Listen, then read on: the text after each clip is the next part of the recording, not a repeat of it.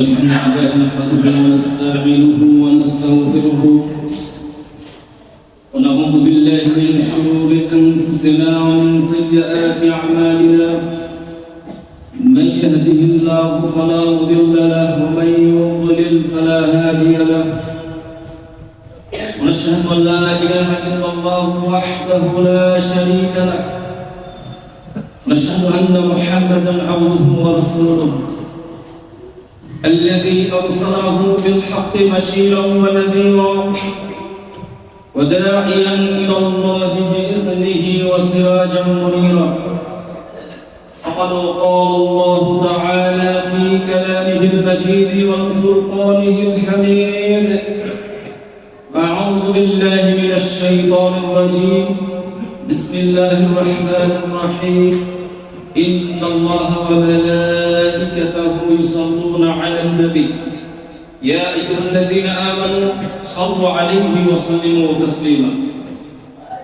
قال الله تعالى يا أيها الذين آمنوا اتقوا الله حق تقاته ولا تموتن إلا وأنتم مسلمون وقال تعالى يا أيها الناس اتقوا ربكم الذي خلقكم من نفس واحدة وخلق منها زوجها وبث منهما رجالا كثيرا ونساء واتقوا الله الذي تساءلون به والارحام ان الله كان عليكم رقيبا وقال تعالى الصابرين والصادقين والقانتين والمنفقين والمستغفرين بالاسحار اللهم رب العالمين দরবারে লাখো কোটি শুকরিয়া আদায় করি মহান আল্লাহ সুবহানাহু ওয়া তাআলা আবার আমাদেরকে এক সপ্তাহ পরে জুমার নামাজ আদায়ের উদ্দেশ্যে পবিত্র মসজিদে আসার সুযোগ করে দিয়েছেন সেই জন্য আল্লাহ পাকের দরবারে শুকরিয়া জানাই আমরা শুকরিয়া করি আলহামদুলিল্লাহ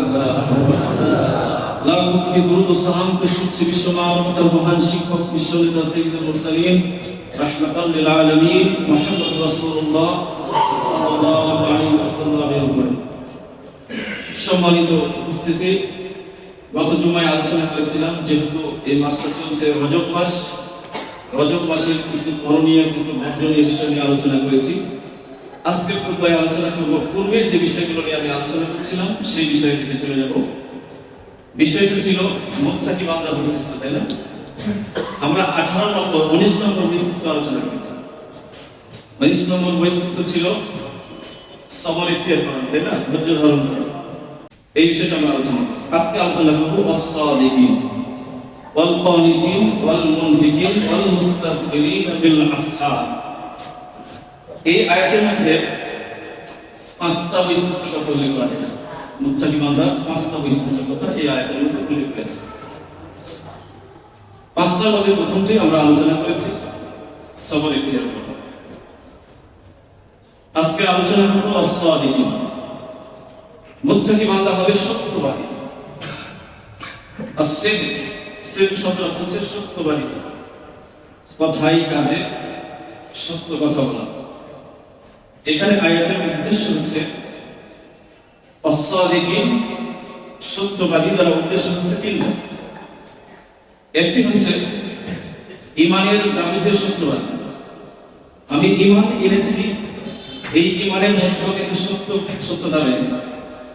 মুখে পড়লাম লা ইলাহা ইল্লাল্লাহ মুহাম্মাদুর রাসূলুল্লাহ সাল্লাল্লাহু আলাইহি ওয়াসাল্লাম, ঈমান কি হয়ে গেল? আমরা কি ঈমান আনলাম? আমরা কি মুসলিম হয়ে গেলাম? আমরা মুসলিম হতে পারি না, কারণ হচ্ছে এখানে এই ঈমানের মধ্যে সত্যতা না।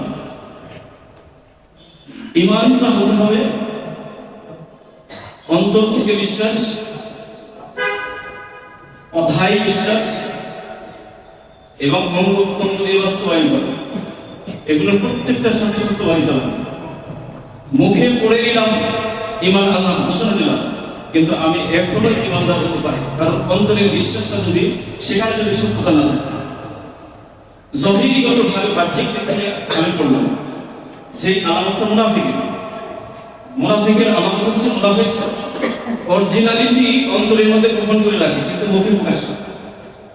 সামাজিক ভাবে বসবাস করতে ভয়ে অনেক ক্ষেত্রে প্রকাশ করে সেই ঈমানদার, কিন্তু অন্তরের মধ্যে কপটতা গোপন করে রাখে। এই কপটতা দূর করতে হবে, সেখানে লাগবে সত্য। তাহলে এখানে আল্লাহ রাব্বুল আলামিন যে বলছেন আস-সাদিকিন, সত্যবাদিতা, এই সত্যবাদিতা হতে হবে ঈমানের দাবিতে সত্যবাদী। আবু বকর সিদ্দিক রাদিয়াল্লাহু তাআলা আনহু তিনি সাদিক দ্বারা উদ্দেশ্য করেছেন আমানত। যে ব্যক্তি আমানত ঠিক রাখে সে ব্যক্তি সত্যবাদী। আর মিথ্যাবাদীকে সত্যের বিপরীত কিন্তু মিথ্যা। মিথ্যাবাদীকে যিনি খেয়ানত করেন তিনি হচ্ছেন মিথ্যাবাদী। এটা আবু বকরের ব্যাখ্যা। সাদিক দ্বারা সত্যবাদী, এটা তিনি এইভাবে ব্যাখ্যা করেছেন। কারণ একজন ব্যক্তি যখন রবকে বিশ্বাস করবে তখন তার মধ্যে ঈমান পয়দা হবে। রবকে বিশ্বাস করবে কোন দিক থেকে? একবারে গভীর থেকে, অন্তরের দিক থেকে বিশ্বাস, মুখে স্বীকৃতি দিবে, কাজের মাধ্যমে, অঙ্গ প্রত্যঙ্গের মাধ্যমে প্র্যাকটিক্যালি দেখিয়ে দেবে। এই বিশ্বাসটা যদি সঠিকভাবে না থাকে তাহলে তার ঈমান নেই, সে মিথ্যা কথা বলছে। কোন ব্যক্তি যখন স্বীকৃতি দিচ্ছে যে আমি আল্লাহকে বিশ্বাস করেছি, রবকে বিশ্বাস করেছি, সে সত্য কথা বলে। কোন ব্যক্তি যদি এই বিশ্বাস না থাকে, শিরকের সাথে জড়িত হয়ে যায়, পাপ কাজের সাথে জড়িত হয়ে যায়, তাহলে সে মিথ্যা কথা বলে, অর্থাৎ তার মধ্যে সত্যবাদিতা নেই। এটা আবু বকর রাদিয়াল্লাহু তাআলা আনহু। ইমাম কুরতুবী রাহিমাহুল্লাহ তিনি এই সাদিকিনের ব্যাখ্যা এইভাবে করেছেন। সাদিক দ্বারা তিনি তিনটা উদ্দেশ্য করেছেন। তিনি বলেছেন আস-সিদকু ফিল কুলুব, অন্তরের বিশ্বাস, এই বিশ্বাসের মধ্যে সত্যবাদিতা থাকতে হবে। ইমাম কুরতুবী রাহিমাহুল্লাহ তাফসীরে উল্লেখ করেছেন আস-সিদকু অর্থাৎ সত্যবাদিতা হচ্ছে ফিল কুলুব, অন্তরের বিশ্বাস, এক নম্বর। দুই নম্বর হচ্ছে আস-সিদকু ফিল আকওয়াল, কথার মধ্যে সত্যবাদিতা থাকতে হবে। আস-সিদকু, তিন নম্বর হচ্ছে আস-সিদকু ফিল আমাল, কাজের মাধ্যমে সত্যবাদিতা হবে। তাহলে এখানে আমি সত্যবাদী এই কথা বললে কিন্তু শুধু হবে না। আপনি কথায় সত্যবাদী বললেন, আপনি কথায় সত্য কথা বলেন, ঠিক আছে, কিন্তু এখানে অরিজিনাল কিন্তু আপনি সত্যবাদী নয়। সত্যবাদী হতে হলে তিনটা পয়েন্ট লাগবে। এটা হচ্ছে অন্তরের বিশ্বাসের মধ্যে সত্যতা থাকতে হবে, শুধু মুখে বললে হবে না, এটা গভীরভাবে বিশ্বাসটা থাকতে হবে। দুই নম্বর হচ্ছে কথার মাধ্যমে সত্যতা থাকতে হবে। আমি যে কথা বলছি, পরস্পর লেনদেনের মাধ্যমে একে অপরের সাথে চলতে ফিরতে যে কথাগুলো বলছি, এটারও সত্যতা থাকবে, তাহলে সে সত্যবাদী। তিন নম্বর হচ্ছে আমি যে কাজ করছি, ওই কাজের মধ্যে সত্যতা লাগবে। ইমাম কুরতুবী রাহিমাহুল্লাহ এই আয়াতের ব্যাখ্যা এরকম করেছেন, ওয়াস-সাদিকিন যারা তিনি এসে উল্লেখ করেছেন। একজন ব্যক্তি যখন ঈমান এনেছে এই কথা বলবে এবং অন্তরের ভিতর থেকে গভীরভাবে যখন বিশ্বাস নিয়ে আসবে, তখন সেই ব্যক্তি হয়ে গেল মুমিন, অর্থাৎ তার মধ্যে ঈমানটা পয়দা হয়ে গেল। এই ঈমানটা সঠিকভাবে যদি না থাকে, অন্তরের ভিতরে যদি বিশ্বাসটা না থাকে, তাহলে সে মুনাফিকের কাতারে চলে যাবে। সে বাহ্যিকভাবে সত্য বলছে কিন্তু ভিতরগত দিক থেকে সে মুনাফিক। ঈমানের বিপর্যয় যখন মানুষের হবে, তখন দেখবেন মানুষের নৈতিক অধঃপতন এসে যাবে। ঈমানের বিপর্যয় মানে কি? অন্তরের ভিতরগত দিকে যদি এই ঈমানের সত্যতা যদি সঠিক না থাকে, তাহলে বাহ্যিকভাবে বিপর্যয় দেখা যাবে, নৈতিক অধঃপতন দেখা যাবে। আজকে দেখেন একজন পিতা তার সন্তানের জন্য জীবনটা উৎসর্গ করে দিচ্ছে, তাই না? ওরা সন্তানকে লালন পালন করার জন্য পিতা স্থাবর অস্থাবর সব সম্পত্তি ধ্বংস করে দিচ্ছে সন্তানকে সঠিকভাবে লালন পালন করার জন্য। আবার ওই একই পিতা তার সন্তানকে হত্যা করছে। আছে না এরকম পিতা? যেই সন্তান পিতা মাতার জন্য ব্যাকুল, আবার ওই একই সন্তান পিতা মাতার সাথে খারাপ আচরণ করছে, ওই পিতা মাতাকে হত্যা করতেছে। আছে না এরকম সন্তান? এই যে নৈতিক অধঃপতন, এটা কিসের কারণে? ওই ঈমানটা অন্তরের মধ্যে সঠিকভাবে পয়দা হয় না। মনে রাখেন, ঈমানটা কিন্তু সর্বপ্রথম। ঈমানটা মজবুতি না আসলে মানুষের নৈতিক অধঃপতন আসে। ভিতর দিক থেকে, ভিতরে যদি ঈমানটা মজবুত না করা হয়, তাহলে ওই পিতা ওই সন্তানকে হত্যা করবে, ওই সন্তান ওই পিতাকে হত্যা করবে। এটা ঈমানের দুর্বলতা। আল ঈমান ইয়াজিদ ওয়া ইয়ানকুস, ঈমান কখনো বাড়ে এবং কমে। তো এই যে ভিতর কথা, এই ঈমানটা কিন্তু অরিজিনালিটি। উপরের বাহ্যিক দৃশ্যটা এটা কতটা গুরুত্বপূর্ণ নয়, যতটা গুরুত্বপূর্ণ ভিতরে। ঈমানটা যদি ভিতর কথা দিকে মজবুত করা হয়, তাহলে মানুষের এই বিপর্যয়টা তৈরি হবে, অধঃপতনটা মানুষের আসবে। আজকে আমি মুসলিম বলে দাবি করছি, নামাজ পড়ি না তবু মুসলিম হতে পারেন। মুসলিম মানে কি? ইসলাম সে সেলেন্ডার করেছে, ইসলামের বিধিবিধানগুলো সে বিশ্বাস করে কিন্তু সে করছে না, সিলিন্ডার করেছে কিন্তু পালন করছে না। সে সুদ খায়, সে ঘুষ খায়, সে মুসলিম হতে পারে, কিন্তু অন্তরের বিশ্বাস যদি না হয় সে কিন্তু মুমিন হতে পারে, মুসলিম হতে পারে কিন্তু ইমানদার হতে পারে না, মুমিন হতে পারে। মুমিন হতে গেলে সর্বপ্রথম তার অন্তরের বিশ্বাস। আর এই মুমিন যখন বান্দা পরিপূর্ণ অর্জন করবে তখন তার নৈতিক অধঃপতন থেকে সে কি করতে পারবে, বের হয়ে আসতে পারবে। তার নৈতিকতা তৈরি করে, তার মধ্যে কথা এবং কাজে মিল থাকে, ভারসাম্য রক্ষা করবে, চলতে ফিরতে কথাবার্তায় লেনদেনে আচার ব্যবহারে সর্বক্ষেত্রে তার ভারসাম্য তৈরি। সে একজন আদর্শ মানুষ হিসেবে গড়ে উঠবে। অর্থাৎ ইমানটা যদি মজবুতি আসে বিতর্ক দিক থেকে, তো এই মানুষের নৈতিকতাকে রক্ষা করতে পারে ইমানের মজবুতিটা। ইমানটা যত বেশি আমরা রক্ষা করতে পারবো আমাদের বাহ্যিক চেহারাটা তত বেশি সুন্দরভাবে ফুটে উঠবে। মনে রাখেন, যে সমস্ত ব্যক্তিরা খারাপ কাজ করছে, মতো সুদের সাথে জড়িত, ঘুষের সাথে জড়িত, জেনার সাথে জড়িত, মদ পান করছে, মনে করবেন যে তার ইমানের ঘাটতি রয়েছে, ইমানের মধ্যে যথেষ্ট পরিমাণে ঘাটতি রয়েছে, তার ইমানটা মজবুতি আসেনি, যার কারণে সেই সমস্ত কাজগুলো করছে। ইমানের মজবুতি যখন আসবে তখন সবকিছু তার কাছে তুচ্ছ মনে হবে। আল্লাহ রাব্বুল আলামিনকে যখন সে প্রাধান্য দেবে তখন সে সেখান থেকে বের হয়ে আসতে পারবে। তার একটা নৈতিক মান তৈরি হবে, তার ব্যক্তিত্ব তৈরি হবে, তার পার্সোনালিটি তৈরি হবে। সে যাবতীয় আত্মহংকার থেকে সে মুক্ত হবে, সে বিনয়ী হবে। এটা হচ্ছে ইমানের গুণ। তো একজন মুমিন বান্দা সে সর্বসময়ের জন্য সত্য কথা বলবে, সে কখনো মিথ্যায় আশ্রয় নেবে না। বিপদ বাধা মুসিবত যদি চড়াও ভাবে আসে, এখানে মিথ্যা কথা বললে এখান থেকে সে মুক্তি পাবে। কিন্তু একজন পাকাপোক্ত ইমানদার সে কখনো সেখানে মিথ্যা কথা সে বলবে না, যে সেখানে সত্য কথা বলবে। তার জীবন যায় চলে যাবে, কিন্তু তার লক্ষ্য উদ্দেশ্য কি? লক্ষ্য পরকালের জগতের সফলতা, তাই না? ওই সফলতা যদি চায় তাহলে এই দুনিয়ার তুচ্ছ সামান্য একটা বিপদের জন্য সে মিথ্যা কথা বলে সেখান থেকে লক্ষ্য করে। তার মানে তার ইমানের যথেষ্ট পরিমাণে ঘাটতি রয়েছে, সেখানেও সে সত্য কথা বলে। এটা হচ্ছে বলা হচ্ছে সর্বোৎকৃষ্ট সত্যবাদী বলা হয়েছে। একজন মুমিন তার সিফাত গুণ হচ্ছে সে সর্বদাই সত্যবাদী। মুমিন যখন সত্য কথা বলে তখন তার কিছু কোয়ালিটি তৈরি হয়ে যায়। 9টা কোয়ালিটি রয়েছে। একজন বান্দা যখন সত্য কথা বলে তখন তার 9টা কোয়ালিটি তৈরি হয়ে যায়। তার মধ্যে ওই মুমিন বান্দার একটা কোয়ালিটি হচ্ছে যে সর্বদাই সে সত্য কথা বলে। সত্য হচ্ছে মুমিন বান্দার অলংকার। যতগুলো সত্য রয়েছে তার মধ্যে সর্বোৎকৃষ্ট সত্য হচ্ছে এই সত্যবাদী। আপনি সত্য কথা বলেন, বুঝে নিতে হবে সে একজন ইমানদার, পাকাপোক্ত ইমানদার। মিথ্যার আশ্রয় নিলে মনে করতে হবে তার ইমানের মধ্যে ঘাটতি রয়েছে। সত্যবাদীদেরকে আল্লাহ রাব্বুল আলামিন পুরস্কার নির্ধারণ করে দিয়েছেন পরকালীন জগতে। যেমন মুমিনের কতগুলো সিফাত রয়েছে, এখানে একটা আয়াতের মধ্যে বলা হয়েছে, সূরা আহজাবের 35 নম্বর আয়াতের মধ্যে বলা হয়েছে, ইন্নাল মুসলিমিনা ওয়াল মুসলিমাত ওয়াল মুমিনিনা ওয়াল মুমিনাত ওয়াল কানিতিনা ওয়াল কানিতাত ওয়াস সাদিকিনা ওয়াস সাদিকাত। এখানে দেখেন মুমিনদের কতগুলো কোয়ালিটি বর্ণনা করা হয়েছে। যে মুমিন সে সর্বপ্রথম সে মুসলিম হবে, এরপরে সে আল্লাহর প্রতি বিশ্বাস হবে, এরপরে সে কানিতিন আনুগত্যশীল হবে, অর্থাৎ আল্লাহ তাআলার যাবতীয় বিধিবিধান, আল্লাহ তাআলার আদেশ নিষেধের ব্যাপারে সে আনুগত্য স্বীকার করবে, সারেন্ডার করবে, সেগুলোকে মেনে নেবে। এরপরে কোয়ালিটি হচ্ছে ওয়াস-সাদিকিনা ওয়াস-সাদিকাত। মুমিন সে সত্য কথা বলবে। এখানে মুমিন পুরুষ এবং নারীদেরকে এখানে আলাদাভাবে ইন্ডিকেট করা হয়েছে। মনে রাখবেন কোরআনে কারিমের যতগুলো বিধান আম রয়েছে এগুলো নারী এবং পুরুষ সবকে ইন্ডিকেট করা হয়েছে। ইয়া আইয়ুহাল্লাযীনা আমানু, এটা ঈমানদারদেরকে আল্লাহ রাব্বুল আলামিন ডাক করেছেন। তার মানে কি শুধু পুরুষ? এখানে নারী নেই? নারীও এর মধ্যে ঢুকে যাবে। কিন্তু এখানে দেখেন আলাদাভাবে এই আয়াতের মধ্যে আল্লাহ বলা হয়েছে ইন্নাল মুসলিমিনা ওয়াল মুসলিমাত।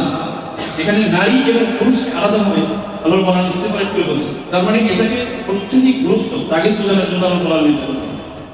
এখানে একটা কোয়ালিটি রয়েছে যে মুমিন সে সত্য কথা বলবে, ওয়াস-সাদিকিনা ওয়াস-সাদিকাত। তো একজন মুমিন যখন সত্যবাদী হবে তাহলে তার কি পুরস্কার রয়েছে? পরকালীন জগতে আল্লাহ রাব্বুল আলামিন তার জন্য পুরস্কার ঘোষণা করেছে। কোন পুরস্কার? আল্লাহ পাক বলেছেন, ওয়া আ'দাল্লাহু লাহুম মাগফিরাতান ওয়া আজরান আযীমা। তার জন্য আল্লাহ রাব্বুল আলামিন ক্ষমা প্রস্তুত করে রেখেছে। তার জন্য রয়েছে ক্ষমা। যে ব্যক্তি সত্যবাদী তার জন্য রয়েছে ক্ষমা, আরো কি রয়েছে? ওয়া আজরান আযীমা, এবং বড় প্রতিদান তার রয়েছে। কোন জগতে? পরকালীন জগতে। যে দুনিয়ার জগতে সে সর্বদা সত্য কথা বলবে, সত্যের সাথে থাকবে, উঠতে বসতে খাইতে ঘুমাইতে অফিস আদালতের সর্বত্র ব্যক্তি সত্য কথা বলবে, সত্যকে বন্ধু হিসাবে গ্রহণ করে নেবে। পরকালীন জগতে তার জন্য রয়েছে আল্লাহ রাব্বুল আলামিনের পক্ষ থেকে ক্ষমা, অর্থাৎ ক্ষমা মানে কি? আল্লাহ যখন ক্ষমা করবে সে জান্নাতে প্রবেশ করবে, এবং তার জন্য রয়েছে জান্নাতের মধ্যেও রয়েছে আজরান আযীমা, এবং বড় ধরনের সফল প্রতিদান সেখানে রয়েছে। অর্থাৎ সত্যবাদীদেরকে আল্লাহ রাব্বুল আলামিন জান্নাতের মধ্যে আলাদা স্থানে তাকে স্থান দিবেন। সেখানে আল্লাহ বানাতে পারেন যে সেখানে তার মর্তবা হবে উঁচু, অন্যান্য জান্নাতের থেকে তার মর্তবা থেকে আলাদা। সুবহানাল্লাহ, এই প্রতিদান আল্লাহ রাব্বুল আলামিন দিয়েছেন। তাহলে আমাদেরকে সত্যবাদী হতে হবে সর্বদা। সত্যবাদীদের সম্পর্কে আল্লাহ রাব্বুল আলামিন আরো বলছেন, ইয়া আইয়ুহাল্লাযীনা আমানু তাকুল্লাহ ওয়া কুনু মা'আস সাদিকিন। হে ঈমানদার লোকেরা, তোমরা আল্লাহ তাআলাকে ভয় করো এবং ওয়া কুনু মা'আস সাদিকিন, এবং সত্যবাদীদের সাথে তোমরা উঠা-বসা করো। সত্যবাদীদেরকে তোমরা বন্ধু হিসেবে গ্রহণ করো। আমরা কি সত্যবাদীদেরকে বন্ধু হিসেবে গ্রহণ করি? একজন ব্যক্তি সত্যবাদী, সে গরিব মানুষ, অসহায় মানুষ, ভিক্ষা করে খায়, আমরা তো তাকে বন্ধু হিসেবে গ্রহণ করতে চাই না, কারণ লজ্জা করে আমাদের ব্যক্তিত্বের সাথে বাদ। অথচ আমরা বন্ধুত্ব করি কাদের সাথে? যাদের কাছ থেকে আমরা পাবো কিছু আশা করি দুনিয়া, তাদেরকে আমরা বন্ধু হিসেবে গ্রহণ করি। যদিও ওই ব্যক্তি যে অপরাধী, পাপিষ্ঠ একজন ব্যক্তি, যার কাছ থেকে কিছু পাওয়া যাবে, আমরা বন্ধু হিসেবে তাকে আমরা গ্রহণ করি। এখানে আল্লাহ কোরআন কি বলছেন? ইয়া আইয়ুহাল্লাযীনা আমানু তাকুল্লাহ, হে ইমানদার লোকেরা, তোমরা যারা আল্লাহ তাআলাকে ভয় করো, ওয়া কুনু মা'আস সাদিকিন, যারা সত্যবাদী তাদেরকে তোমরা বন্ধু হিসেবে গ্রহণ করো। এখানে কি আল্লাহ বলছেন তোমরা ধনীদেরকে বন্ধু হিসেবে গ্রহণ করো, ব্যবসায়ীদেরকে বন্ধু হিসেবে গ্রহণ করো, সমাজের নেতৃস্থানীয় ব্যক্তিদেরকে তোমরা বন্ধু হিসেবে গ্রহণ করো? এটা বলছে আল্লাহ না, আমরা বলছি যারাই সত্যবাদী তাদেরকে বন্ধু হিসেবে গ্রহণ করো। ওই ব্যক্তিটি যদিও গরিব হয়, তারপরে সেভাবে আমার বন্ধু প্রাকৃতিক। কোরআনী কারিমের মধ্যে তিনজন সাহাবী রয়েছে। এই তিনজন সাহাবী সম্পর্কে এই আয়াতটা নিয়ে, তিনজন সাহাবী তারা যে সত্যবাদী ছিল, আল্লাহ রাব্বুল বলছে তোমরা তাদের মতো সত্যবাদীদেরকে তোমরা বন্ধু হিসেবে গ্রহণ করো। ওই তিনজন ব্যক্তিকে, সেই কথাটা সূরা তাওবার, এটা 119 নম্বর আয়াত, 117, 118 নম্বর আয়াতের মধ্যে ওই তিনজন ব্যক্তির একটা ইতিহাস বর্ণনা করেছে কোরআনী কারিমে। ওদের মতো লোকদেরকে তোমরা বন্ধু হিসেবে গ্রহণ করো। ওই ব্যক্তিগুলোকে তাবুকের যুদ্ধ যখন শুরু হয়ে যায়, সেই সময়ে ইসলামের ইতিহাসে এই তাবুকের যুদ্ধটা ছিল সবচেয়ে কঠিনতম একটা যুদ্ধ। এটাকে এই যুদ্ধের ময়দানে যদি রাসূল সাল্লাল্লাহু আলাইহি ওয়াসাল্লাম হেরে যেতেন বা পরাজয় বরণ করতেন, তাহলে ইসলামের ধ্বংস হয়ে যেত, মদিনা ইসলামের রাষ্ট্র ধ্বংস হয়ে যেত। এটা এই রোমানরা ষড়যন্ত্র করেছে মদিনাকে দখল করে নিতে। রাসূলুল্লাহ সাল্লাল্লাহু আলাইহি ওয়াসাল্লামের যে বিচার ফাইসালা করছে, এটাকে তাদের চক্ষুষ্ফুর হয়েছে, এটাকে ধ্বংস করার জন্য তারা রোমানরা ঐক্যবদ্ধ হয়েছে, এটাকে উৎখাত করে দেওয়ার চিন্তা চেতনা তারা মনের মধ্যে নিয়ে এসেছে। এই জন্য এমন একটা সময় এই যুদ্ধের ঘোষণা তারা দিয়েছে। ওই সময় সাহাবায়ে কেরাম সবাই কাজ নিয়ে ব্যস্ত ছিল।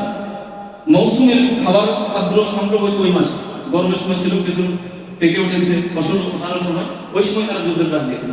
রাসূলুল্লাহ সাল্লাল্লাহু আলাইহি ওয়াসাল্লাম আমভাবে অন্যান্য যুদ্ধে নির্দিষ্ট করে কিছু ব্যক্তিদেরকে ডেকে পাঠিয়েছে যুদ্ধের জন্য, কিন্তু এই যুদ্ধে রাসূল আমভাবে ঘোষণা করেছে যারাই আছে সবাইকে যুদ্ধে যেতে হবে, আমভাবে ঘোষণা।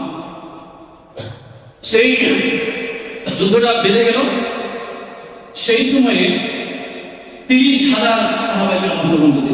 30,000 রাসূল কাকে ইন্ডিকেট করে বলে তুমি যাবে এরকম কোনো কথা হয় না, আমভাবে ঘোষণা করেছে, সাহাবায়ে কেরাম সবাই উপস্থিত। এদিকে কাফেরদের রোমান সংখ্যা ছিল 40,000, 10,000 এখানে বিপদ।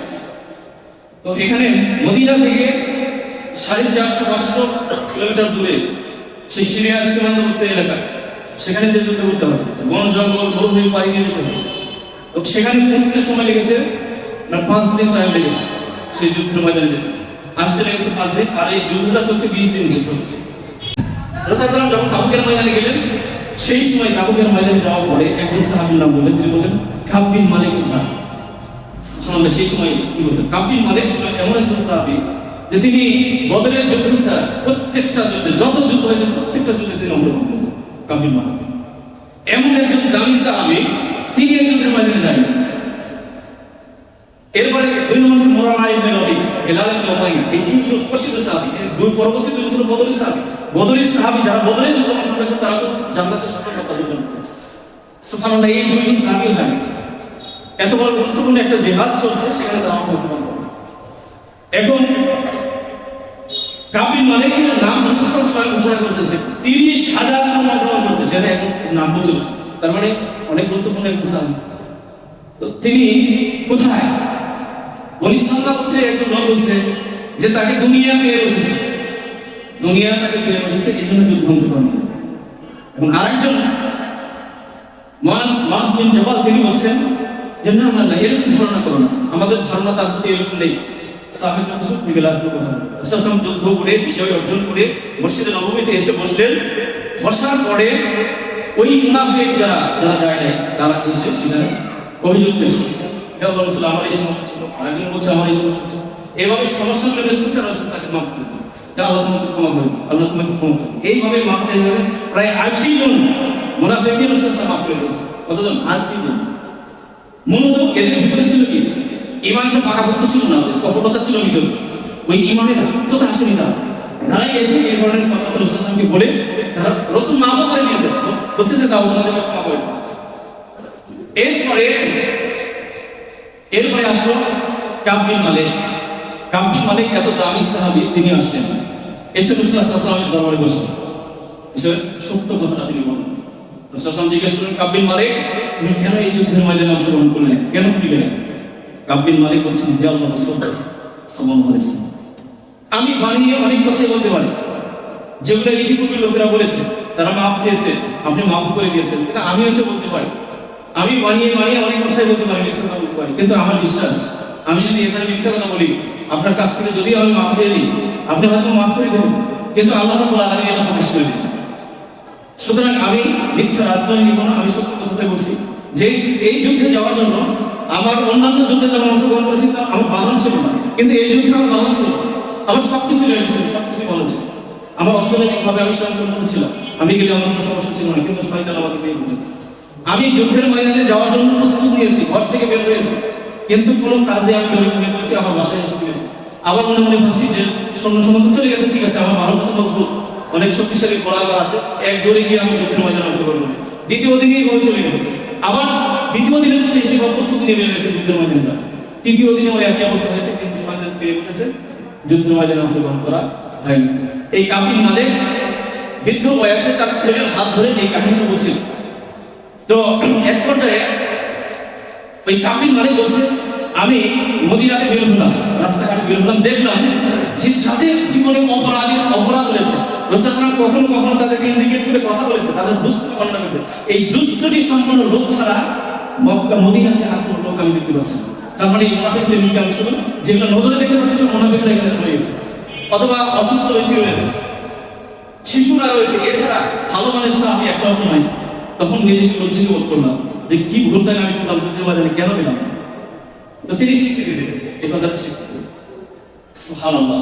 এরপরে তিনি তার ব্যাপারে রাসূল সাল্লাল্লাহু আলাইহি ওয়াসাল্লাম বলছেন, ঠিক আছে তুমি এখানে একটু ওয়েট করো, অপেক্ষা করো। তিনি সেখানে অপেক্ষা করলেন। এরপরে রাসূল সাল্লাল্লাহু আলাইহি ওয়াসাল্লাম তাকে আর মাফ ঘোষণা করলেন।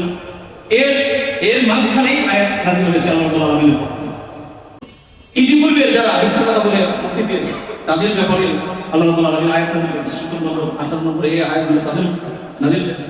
তাদের ওই মুনাফিক চরিত্রটাকে এখানে উদ্ঘাটন করে দেওয়া হয়েছে। ইতিপূর্বে যারাই মাফ পেয়েছে সবাই মুনাফিক, 80 জন ব্যক্তি হয়ে নাজাত পেয়েছে, মুক্তি পেয়েছে, কিন্তু কাব বিন মালিক রাসূল সাল্লাল্লাহু আলাইহি ওয়াসাল্লাম ক্ষমা করলেন না। সুবহানাল্লাহ। রাসূল সাল্লাল্লাহু আলাইহি ওয়াসাল্লাম বলছেন, তুমি একটু অপেক্ষা করতে থাকলেন। রাসূল সাল্লাল্লাহু আলাইহি ওয়াসাল্লাম আল্লাহ তাআলার পক্ষ থেকে বিধান নাযিল হওয়ার পর্যন্ত তিনি অপেক্ষা করতে থাকলেন, কিন্তু আর নাযিল হয় না, দেরি হতে লাগলো। এইভাবে করতে করতে 40 দিন পার হয়ে গেল। রাসূল সাল্লাল্লাহু আলাইহি ওয়াসাল্লাম এর মাঝখান থেকে ঘোষণা করে দিলেন, এই কাব বিন মালিকের সাথে আর কোনো কথাবার্তা হবে না, এসব উঠা বসা হবে না, সালাম কালাম সব হবে। এইভাবে করে যখন 50 দিন যখন অতিক্রম হয়ে গেল, তখন 50 দিনের আগে রাসূল সাল্লাল্লাহু আলাইহি ওয়াসাল্লাম ঘোষণা করলেন, একজন পাঠিয়ে দিলেন, তার স্ত্রীকে বলে দাও যে সে যেন তার থেকে বিচ্ছিন্ন হয়ে যায়। এখন মুরানা ইবনে রবিয়া, হেলাল ইবনে উমাইয়া, দুইজনের তার স্ত্রীরা রাসূল সাল্লাল্লাহু আলাইহি ওয়াসাল্লামের কাছে এসেছে। আল্লাহ রাসূল কাব বিন মালিকের ব্যাপারে যেমন বলা হয়েছে স্ত্রীকে পৃথক থাকতে, আমাদের ব্যাপারে কি হুকুম বিধান? রাসূল সাল্লাল্লাহু আলাইহি ওয়াসাল্লাম বলেছেন তোমরা তার থেকে পৃথক থাকো। আর হেলাল ইবনে উমাইয়ার স্ত্রী বলেছেন, হে আল্লাহর রাসূল, হেলাল ইবনে উমাইয়া একেবারে বিপদ হয়ে গেছে, লাঠি ধরে না, তো তার থেকে কি আমি বিচ্ছিন্ন হয়ে যাবো? রাসূল সাল্লাল্লাহু আলাইহি ওয়াসাল্লাম তাকে অনুমতি দিলেন যে তুমি তাকে খেদমত করতে পারো, কিন্তু তার সাথে মিলামেশা করবে। তখন তার স্ত্রী বলল, সে মিলামেশা করবে কি? সেটা এখন যুদ্ধ একেবারে নারী করে সে ঘরের মধ্যে বসে গেল। কাব বিন মালিক যুবক ছিল, কখনো কখনো তিনি মসজিদে আসবেন, কিন্তু রাসূল সাল্লাল্লাহু আলাইহি ওয়াসাল্লাম তার সাথে কোনো কথা বলতেন না। সালাম দিলে জবাব দিতেন না, রাসূলকে সালাম দিলে তিনি মুখটা অন্যদিকে ফিরিয়ে নিতেন। কোনো সাহাবীকে সালাম দিলে সালামের জবাব দিতেন না। এইভাবে করতে করতে তিনি মনে করলেন যে পৃথিবীটা প্রশস্ত হওয়া সত্ত্বেও সংকীর্ণ হয়ে গেল, পৃথিবীটা একবার সংকীর্ণ হয়ে গেছে। মনে হলো যে এই 40 দিনটা 40 বছরের সময় হয়ে গেছে। তিনি পাহাড়ে পর্বতে ঘুরে বেড়াচ্ছেন, কোথাও গিয়ে কারোর সাথে কোনো সম্পর্ক নেই, কেউ কোনো কথা বলে। এরপরে আল্লাহ রাব্বুল আলামিন 50 জন যখন হয়ে গেল, তখন আল্লাহ রাব্বুল আলামিন সূরা তাওবা 17 নম্বর আয়াত 18 নম্বর আয়াত আল্লাহ রাব্বুল আলামিন নাযিল করে দিল যে ওই যে 3 জন ব্যক্তির ব্যাপারে ক্ষমা ঘোষণা করে দিলেন আল্লাহ রাব্বুল আলামিন, তাদেরকে মাফ করে দিলেন। এই জন্য আল্লাহ রাব্বুল আলামিন বলেছেন এই যে সত্য কথা বলেছে, মিথ্যার আশ্রয় নাই, এই সত্যবাদী লোকদের মতো হতে বলছেন ইয়া আইয়ুহাল্লাযীনা আমানু ওয়া কুনু মা'আস সাদিকিন, তোমরা সত্যবাদীদের মতো হও। তার মানে এই 3 জন সাহাবীকে ইন্ডিকেট করে বলছেন এদের মতো সত্যবাদী, তারা মিথ্যার আশ্রয় নেয়, মিথ্যা কথা বললেও তারা কিন্তু মুক্তি পেত, কিন্তু পরকালীন জগতে ধরা খাইত। দুনিয়াতে মুক্তি পেত কিন্তু পরকালীন জগতে ধরা খাইত। তো আজকে যে কথাটি ছিল তা হচ্ছে যে অন্তরের দিক থেকে আমাদেরকে সত্যবাদী হতে হবে, সত্যবাদীদের সাথে আমাদেরকে উঠাবসা করতে হবে, সত্যবাদীদের সাথে আমাদেরকে চলতে হবে, আমাদের সর্বক্ষেত্রে সত্যতা প্রমাণ দিতে হবে। ব্যবসা বাণিজ্য কথা কাজের সত্য আমাদেরকে সত্য বলতে হবে। আজকে আমরা যারা ব্যবসা বাণিজ্যের সাথে জড়িত আছি, দেখবেন যে ব্যবসাতে অনেক মিথ্যা কথা বলতে হয়, ঠিক না? ব্যবসাতে মিথ্যা কথা বলতে হয় না? সুবহানাল্লাহ, কত মিথ্যা কথা যে বলতে হয়। এই ব্যবসায়ীদের ব্যাপারে সতর্ক করতে হয়েছে। যে সমস্ত ব্যবসায়ীরা মিথ্যার আশ্রয় নেবে, কিয়ামতের দিনে আল্লাহ রাব্বুল আলামিন তাদেরকে ফুজ্জার হিসেবে কিয়ামতের দিনে উঠাবে। তাদের লেখা থাকবে, তাদের মাথায় লেখা থাকবে, মাথায় লেখা থাকবে এরা ফুজ্জার, যারা মিথ্যা কথা বলে মাল বিক্রি করে। আর যারা সত্য কথা বলে, সত্যবাদী ব্যবসায়ীদের ব্যাপারে কিয়ামতের ময়দানে তারা সিদ্দিকিন ওয়া শুহাদা ওয়া সালিহিনদের সাথে তারা জানাতে যাবে। যে সমস্ত ব্যবসায়ীরা সত্য কথা বলে ব্যবসা বাণিজ্য করবে, তারা সিদ্দিকিন ওয়া শুহাদা ওয়া সালিহিনদের সাথে জানাতে যাবে, এটা হাদিসের কথা। আর যারা মিথ্যা কথা বলে ব্যবসা করবে তাদের জন্য ফুজ্জার লেখা থাকবে, তাদের শরীরে লেখা থাকবে ফুজ্জার, এই মিথ্যাবাদী। সুতরাং ব্যবসা বাণিজ্য লেনদেনে সর্বত্র আমাদের কি করতে হবে? সত্য কথাটাই বলতে হবে। সত্যের আশ্রয় যদি আমরা না নিই তাহলে আমাদের জন্য ধ্বংস। আসিদকু ইয়ানজি, সত্য মানুষকে মুক্তি দেয়, ওয়াল কিযবু ইয়াহলি, আর মিথ্যা মানুষকে কি করে? ধ্বংস করে। এই জন্য হাদিসের মধ্যে এসেছে রাসূল সাল্লাল্লাহু আলাইহি ওয়াসাল্লাম বলেছেন আলাইকুম বিস-সিদক, তোমাদের উপরে করণীয়, অবশ্যই করণীয়। আলাইকুম, তোমাদের উপরে ফরজ, বিস-সিদক, তোমরা সত্যতা অবলম্বন করো। এরপর হাদিস আছে ফাইনাস-সিদকা ইয়াহদি ইলাল বির, কারণ সত্য মানুষকে কল্যাণের পথে ধাবিত করে, ভালোর পথে ধাবিত করে।